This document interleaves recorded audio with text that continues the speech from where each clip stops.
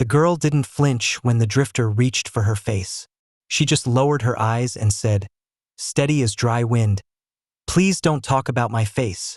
The saloon had gone silent. A drunk had laughed and called her rag girl when she stepped inside, her hood stitched to her dress with black thread, too tight to be anything but shame. But the drifter didn't laugh. He stood beside her now, tall and covered in trail dust, his shadow cutting the lamplight.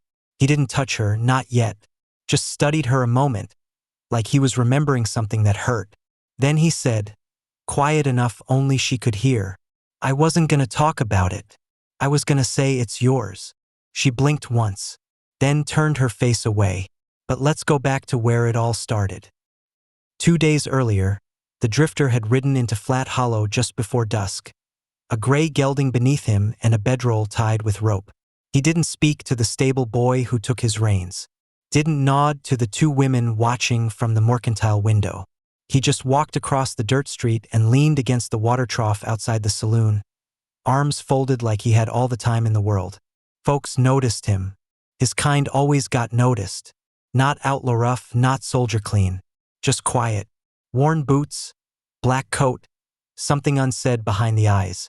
Elias Ward. That's the name he gave when someone finally asked. And that same night he saw her. She came into town with a flour sack clutched to her chest and a younger boy walking behind her like a shadow. Neither spoke. Folks said she lived out past Sycamore Creek, in the old miner's cabin that hadn't had a roof worth spit since the war. Nobody knew who the boy was, brother, cousin, ghost. They just called her the girl with the hood. Some said she had burns from a house fire. Others said she was born wrong and her pa hid her till he died. Nobody asked her. Elias watched her step into the store, trade for beans and coffee, never lifting her chin higher than her collarbone. Her hands were clean. Her boots weren't. He didn't stare long. Just enough. He saw something. That night, he asked the barkeep if the girl ever stayed in town. "She don't belong here," the man said. "And she knows it." The next morning, Elias rode out east toward Sycamore Creek. Didn't tell anyone where he was headed. Didn't say why. Just left. He found the cabin by smoke. A thin stream coming from a cracked stovepipe barely taller than the roof. No horses, no chickens.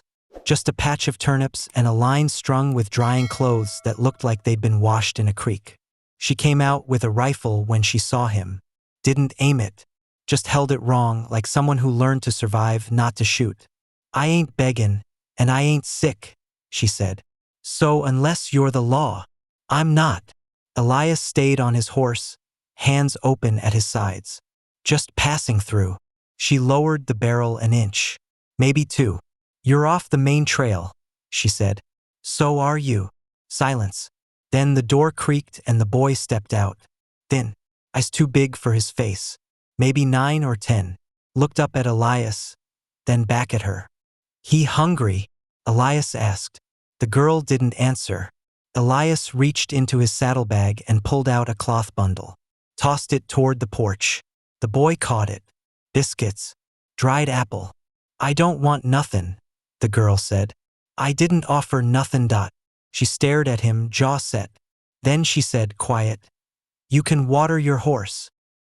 He came back the next day, and the next. Didn't ask questions. Didn't bring charity. Sometimes just sat on the stump while the boy chopped wood. Sometimes whittled. Sometimes said nothing at all. She didn't remove the hood. Not once.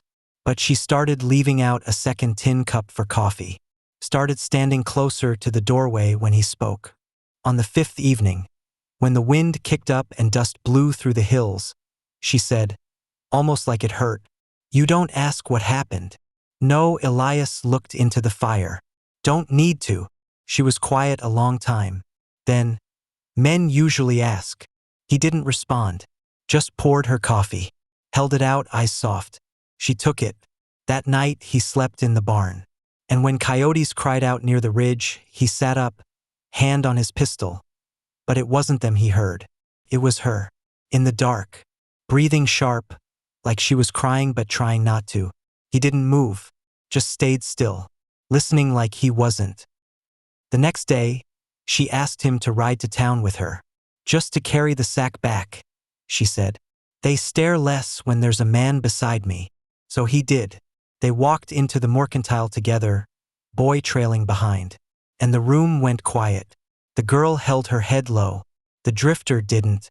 He looked every man in the eye, bought the beans, paid for the salt. And when the storekeeper tried to toss her change instead of placing it in her hand, Elias spoke.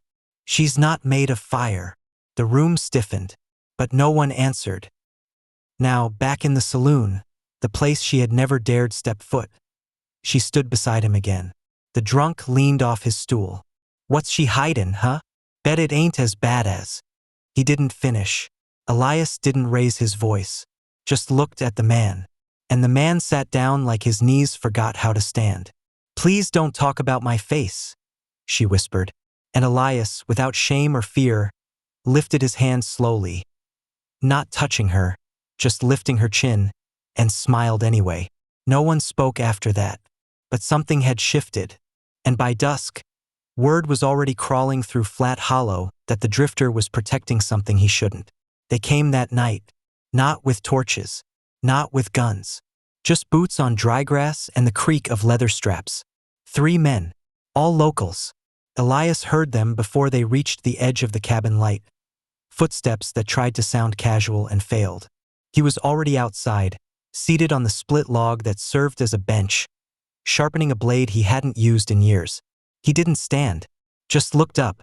The girl stayed inside, but the boy peeked through the cracked shutter. Elias gave the tiniest shake of his head. The boy disappeared. The tallest of the 3 men stepped forward. Clay Keene ran cattle on the southern hills, known for breaking wild horses and the spirits of anything weaker. She yours now? Clay asked. You keeping her like a stray dog? Elias didn't answer. Another man, smaller, fidgeted behind Clay.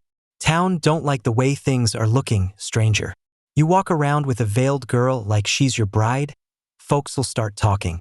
Start remembering things that don't sit right. Like what? Elias asked softly. The third man, older, crossed his arms. Like her pa hung himself after she came back from the trading post with half her face gone. Like how she never said who did it. Or why. Folks figured it was shame. Maybe sickness. Maybe punishment. Elias stood now. Not quick. Not threatening. Just slow enough to make the blade in his hand noticeable. She's not property, he said. No, Clay said, smiling. But she's not clean either. You know what people said? That she consorted with an Apache boy near the ridge. That he marked her for it. That's why her father tied the rope. Elias didn't blink. She don't belong among white folks, the old man added. Not with scars like that. Not after what she's done. She made coffee for a quiet man, Elias said, voice low, and gave her last blanket to her brother. That's what I've seen. She's poison, mister, Clay said. I'm giving you a warning. You keep her in this town, things will turn. The preacher won't bless it. The banker won't lend.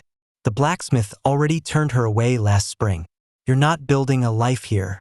You're setting up a storm. Elias's jaw flexed. Storm's already here, he said. Only thing left is which way it breaks. The men didn't like that. They didn't leave either. Not right away. But eventually they did. And in the silence afterward, the girl stepped outside. She wore no hood, just her long hair falling one side, shadows hiding the left half of her face. You didn't have to do that, she said. Didn't plan to, Elias answered. But they came. She looked at him a long time. You believe them? I've lived too long to believe men like Clay Keene. She crossed her arms, more to hide her shaking hands than for warmth. The Apache part's true. He didn't flinch. I was 15. He wasn't a raider. He was just a boy. We'd see each other near the water. Never talked. But I smiled once. Next time I came back, my face wasn't the same. She didn't cry. Just said it like telling the name of a distant town. My pa thought it was punishment. Said God marked me. I told him I wasn't touched. That the boy never did a thing but look at me. Elias waited. One morning, I woke up and he was gone. Rope swinging in the barn. The town never looked at me the same. I haven't let anyone see my face since. Elias said nothing for a long time. The fire crackled low behind them. I don't care what the town believes, he said finally. What do you believe? She didn't answer. Instead, she turned and went back inside. The next day, the saloon door stayed shut when Elias walked through it.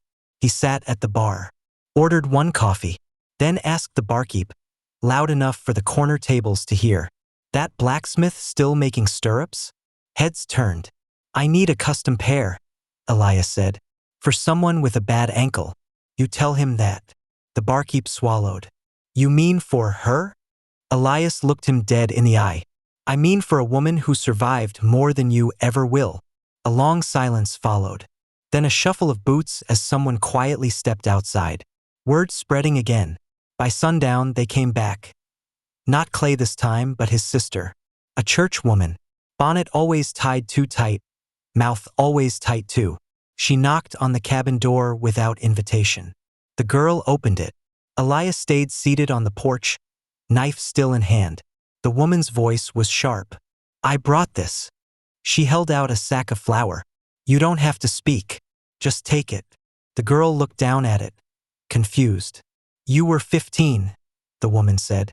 "He was 19. My brother." The flour slipped from her fingers. "I never knew what happened after," the woman said, eyes watering. "But I remember he had a slash across his ribs after that summer. Said a wildcat got him." She swallowed hard. "I didn't believe it." The girl couldn't speak. "I'm not here for forgiveness," the woman added. "I just wanted you to know somebody believes you." She turned and left. Elias stood slowly, then walked over and picked up the sack. "I'll put this inside," he said. The girl nodded. But her eyes didn't leave the spot where the woman had stood. Neither did her thoughts. The wind came from the north that night, cold and sharp enough to sting the cheeks. Elias stepped outside just after sundown, his coat flapping as he studied the tree line. Something was wrong. The boy had mentioned it first. "There's a rider out past the ridge," he whispered that morning. "I saw smoke near the old creek." Elias had gone to look, and now he knew. The Apache were watching. Not a war party. Not yet. But scouts. Careful. Quiet. Waiting. He didn't say anything to the girl. Not at first. She was inside, patching an old blanket, humming low like she forgot people could hear her. Elias stood outside the cabin with his arms crossed, eyes fixed on the darkening hills. That night, the drums began. Not close, far off like echoes, but they were real. The girl stepped out slowly. She heard them too. She didn't ask. Just stood beside him, arms around herself, her hair loose, her hood forgotten. The silence between the drumbeats felt heavier than the sound. Elias spoke first. "They're close." She nodded once. "Think they came for me?" she asked quietly. Elias didn't answer. He didn't have to. "They never knew what happened to him," she whispered. "I never told anyone. But I cut him when he tried to take more than I offered. I had my pa's old skinning knife. I think I left a mark on his ribs." She swallowed hard. "I didn't mean to hurt him, just wanted him off me. He bled, and he cursed me, and I ran." Elias looked at her. "He told them I wanted it," she said. "Told them I seduced him. Said I ran back to the white man's world and lied." The drums thudded again. "Now they've come," she said, "to finish what he started." Elias stepped down off the porch. "Get the boy. Pack light." She didn't move. "What if they want justice? They don't know the story. They don't want the story." He turned to her. "Then we give them the truth anyway." By morning, smoke curled up from 2 places on the ridge. Warning signs. Flat Hollow would know by midday. Someone would ride to the sheriff. Or worse, to Clay Keene. Elias didn't have time for either. He rode out at dawn, left her and the boy with a pistol and a promise. "I'll come back, no matter what happens. Don't run." She stood in the doorway, still hoodless, face half-shadowed. "You're riding into them?" "Yes. To talk. To show I'm not afraid to listen." She stared at him. "They won't care about words. I'm not bringing words. He tapped his saddlebag. What's in there? Proof. He didn't say more, just turned and rode east. He found them before noon, a circle of riders. Some young, some older. They didn't raise bows, they didn't have to. Elias dismounted slowly, left his gun on the saddle horn, raised his hands. I came to speak of a scar, he said. One rider stepped forward. His face was lined with age, but his eyes were sharp. Whose? Elias reached into his saddlebag and pulled out a strip of leather. On it was a name, carved by a trembling hand. She gave this to me last winter, said it was her pa's last work. He made it after burying his daughter's childhood. After she came back broken, she kept it, said it reminded her not to trust kindness too quick. He held it out. Another rider, younger, with a jagged scar along his ribs, stepped forward, looked at it, then at Elias. I remember her, he said. She smiled at me, then ran like a coward when I asked for more. Elias nodded once. She cut you, he said. Didn't she? The younger man's jaw tightened. She was mine to take. She smiled. She was a child, Elias said quietly. And you didn't ask. Silence. The older rider turned to the younger. Is this true? She lied, the younger man said, but his voice cracked. I told them she offered herself. They believed me. The wind moved through the grass like breath. Then the older man stepped down, walked toward Elias, looked him in the eyes. You are not Apache, he said. No. Why speak for her? Because no one else ever did. The old man nodded once. Bring her to the cedar ring. At sunset, she will speak there. We will listen, and we will decide. Elias rode hard back to the cabin. She was already standing outside. The boy was on the roof fixing a leak, but he stopped when he saw Elias' face. What happened? She asked. They want you to speak. Her eyes filled. Speak to them? Yes, at sunset. She stepped back, shook her head. I can't. They'll kill me. No, Elias said. They'll listen. And if they don't, I'll stand between you and whatever comes. She turned away, breathing hard. Her hands trembled. Why are you doing this? She asked. Elias didn't answer at first. Then soft. Because you asked me not to talk about your face, and I haven't stopped thinking about it since.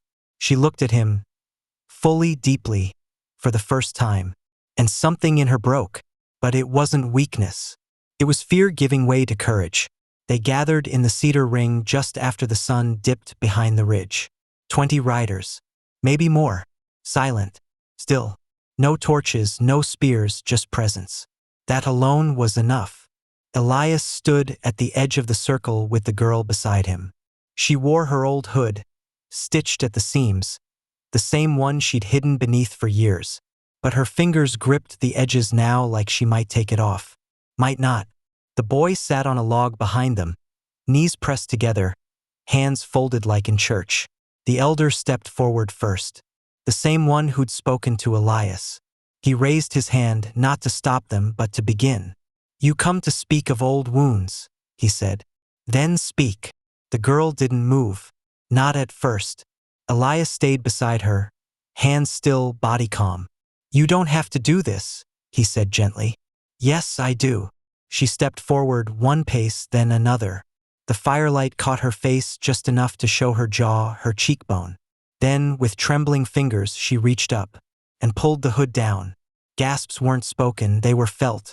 A ripple moved through the ring. The left side of her face was a landscape of healed pain.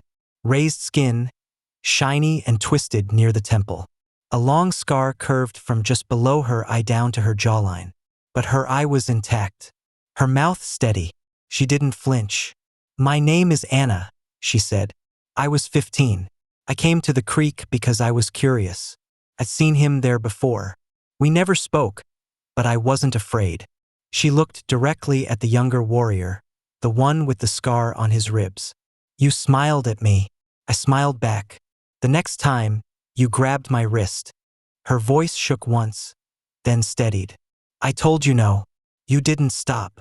She raised her chin. I cut you with my knife. You called me a whore and ran. I never saw you again. Silence pressed on every chest. Anna turned slowly, speaking to all of them now. My father found me crying in the barn. He didn't understand. He thought I'd brought shame on our home. He couldn't bear it. So he left. Forever. One of the younger women in the ring wiped her eyes. I've lived with this face, Anna said, and with the silence that came with it. I was told to hide, told to forget, told it was my fault. She paused, then added, but I remember everything. Her voice dropped low, steady. And now so do you. No one spoke, not even the man who'd hurt her. He stared at the ground, shoulders hunched. Then the elder stepped forward again. We have listened, he said. We believe.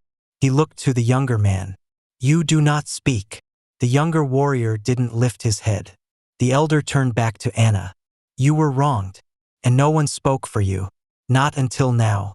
This scar does not mark shame. It marks survival. He looked around the ring. We do not avenge shame. We only avenge silence. And tonight, silence is broken. Then he did something unexpected. He stepped forward and knelt. I cannot give you your years back, but I can give you honor. He bowed his head, and one by one others followed. Warriors, women, riders. Even the boy behind Anna watched in awe as an entire circle of strangers lowered themselves to the dirt. Elias remained standing, but his hands were tight at his sides. Anna stared at them, at all of them. Her chest rose and fell once, then again. Then she turned to Elias, eyes full. I didn't think this would happen, she whispered. Neither did they, he said. But you showed them something they'd never seen. What's that? Your whole face. She almost smiled. Almost. They didn't stay long after. The drums stopped. The fire burned down. But before they left, the elder handed Elias a small pouch, filled with braided horsehair and cedar bark. A gift, a sign. For your journey, the elder said. Anna tucked it into her dress. They rode back in silence. The moon was high. The boy had fallen asleep behind Elias, wrapped in a blanket on the horse's flank. Anna rode beside them, upright, face uncovered. Flat Hollow was quiet when they returned. No one waiting, no one watching, but they'd hear. News traveled faster than dust. At the cabin, Elias stopped at the fence and looked toward the hills. They'll come again, Anna said. He nodded. Yes, but next time. She breathed deep. I won't hide. He looked at her scar, her strength. Good, he said, because they're not the ones who need to change. She touched his hand then, not as a thank you, not as fear, just touched it. The kind of touch that says, I'm still here, and I'm still whole. And he didn't pull away. 2 weeks passed. The hood never came back. Anna walked through Flat Hollow with her chin level, her scar catching sunlight like a seam in glass. Children stopped to stare. Some pointed. One girl, no older than 7, ran up and asked, Did a bear do that to you? Anna smiled. Something worse, but I survived. The girl nodded, thoughtful, then said, You're pretty anyway, and skipped off. Elias had seen it from across the street.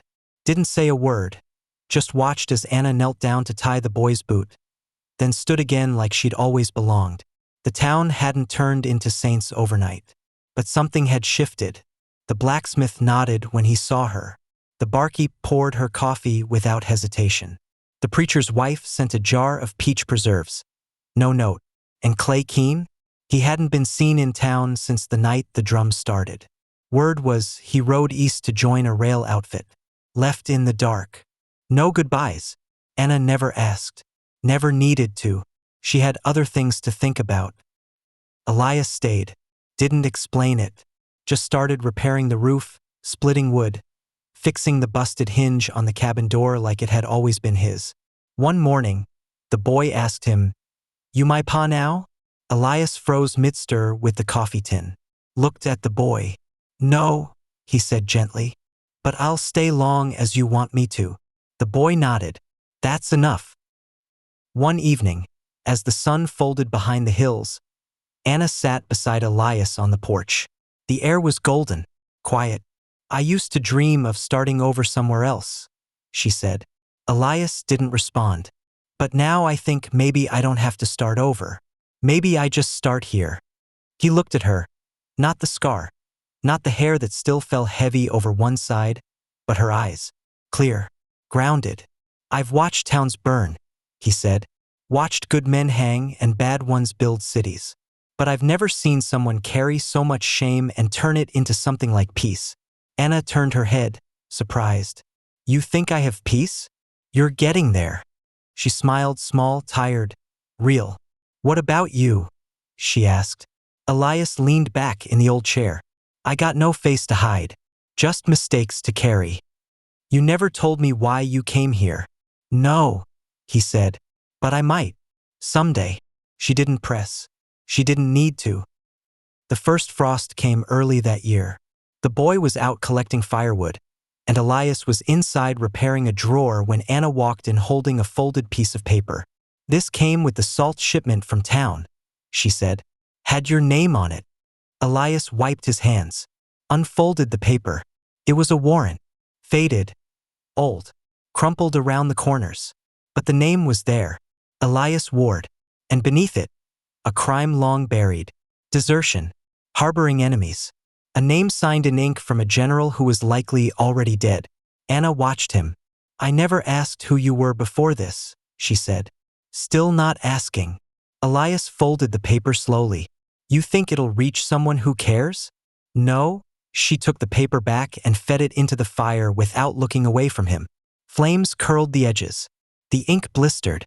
I think the man who showed up here saved my life, she said. That's who you are. He nodded once. No more. And that was that. Spring returned slow and shy. Flowers peeked up through cracked earth. The boy carved small wooden animals and left them on the porch rail. Anna baked cornbread that didn't fall apart, and Elias fixed the leak in the well pump that had been there for years. No one talked about leaving anymore. One afternoon, a traveler stopped at the gate. He was young, sunburned, with eyes too eager to be dangerous. I heard there's a woman here, he said, who survived something awful, and a man who stood beside her even when no one else did. Anna leaned against the post. You heard right.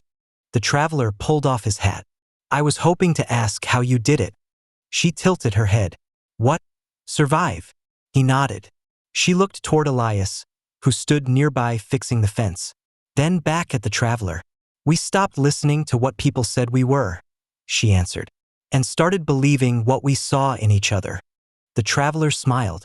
That sounds like a beginning. No, Anna said. It's the middle. Then she turned back to the cabin, where dinner was already cooking, and Elias was already waiting. Years later, when folks told stories about the scarred woman and the man who loved her anyway, they always started the same way. She said, please don't talk about my face. And he did one better. He smiled.